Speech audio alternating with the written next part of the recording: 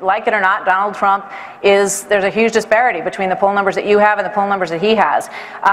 Given also the fact that Rudy Giuliani said he thought that there may be some Reagan qualities to Donald Trump. So Carly Fiorina, is he getting the better of you? Well, I don't know. I didn't get a phone call from Bill Clinton before I jumped in the race. Did any of you get a phone call from Bill Clinton? I didn't. Maybe it's because I hadn't given money to the foundation or donated to his wife's Senate campaign. Here's the thing that I would ask Donald Trump in all seriousness. He is the party's front runner right now, and good for him.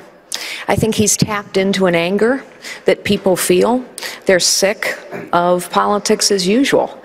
You know, whatever your issue, your cause, the festering problem you hoped would be resolved, the political class has failed you. That's just a fact, and that's what Donald Trump taps into. I would also just say this, since he has changed his mind on amnesty, on health care, and on abortion, I would just ask, what are the principles by which he will govern? All right, this question to Carly Fiorina. The FBI Director Comey says that terrorists can thrive here at home because they go dark and they recruit behind the cyber walls that are built by American companies like Google and Apple. Comey says this is a big problem. But Rand Paul says that the government forcing these companies to bring down those walls would be a big privacy issue and a dangerous way to go on this. You've been a tech leader in this country. Which side are you on? Well, let me say first that it is disturbing that every time one of these homegrown terrorist attacks occurs, and as your question points out, they are occurring with far too great frequency, it turns out we had warning signals. It turns out we knew something was wrong. It turns out some dot wasn't connected. And so the first thing we have to do is make sure that everyone and every responsible agency is attuned to all of these possibilities and symptoms. We even had warnings about the Boston Marathon bombers, and yet the dots weren't connected. So we need to get on a different mindset.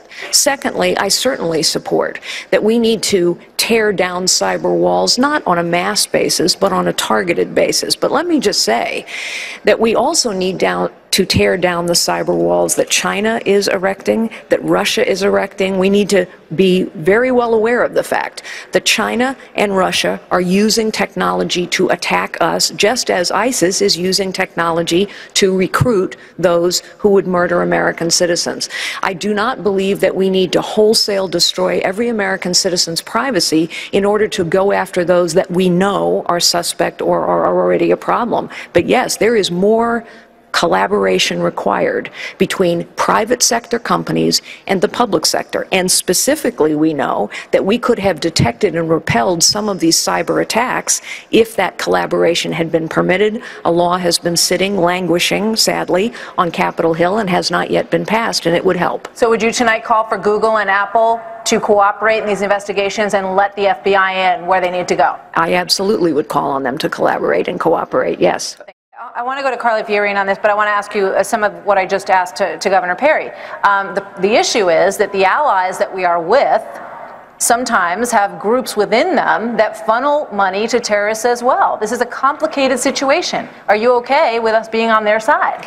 Yep, sometimes it's a complicated situation, but some things are black and white. On day one in the Oval Office, I would make 2 phone calls. The first one would be to my good friend Bibi Netanyahu to reassure him we will stand with the State of Israel. The second will be to the Supreme Leader of Iran. He might not take my phone call, but he would get the message. And the message is this: until you open every nuclear and every military facility to full, open, anytime, anywhere, for real inspections, we are going to make it as difficult as possible for you to move money around the global financial system.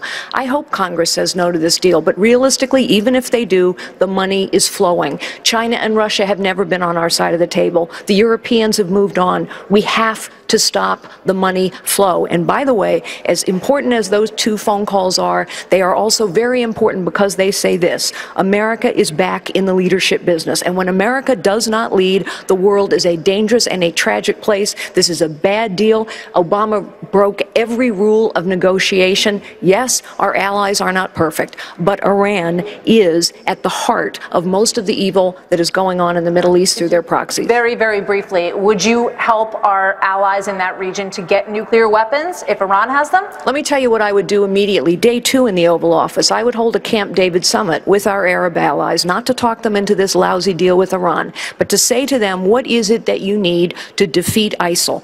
You know, Obama has presented the American people with a false choice every time. It's what I've done or not done, or it's war. It is a false choice. King Abdullah of Jordan, a man I've known for a long time, has been asking for bombs and materiel. We have not provided them. He has gone to China. The Kurds have been asking us to arm them for 3 years. We haven't done so. The Egyptians have asked us to share intelligence. We're not doing it. We have Arab allies. They are not perfect. I know every one. But they need to see leadership, support, and resolve from the United States of America, and we can help them defeat ISIS.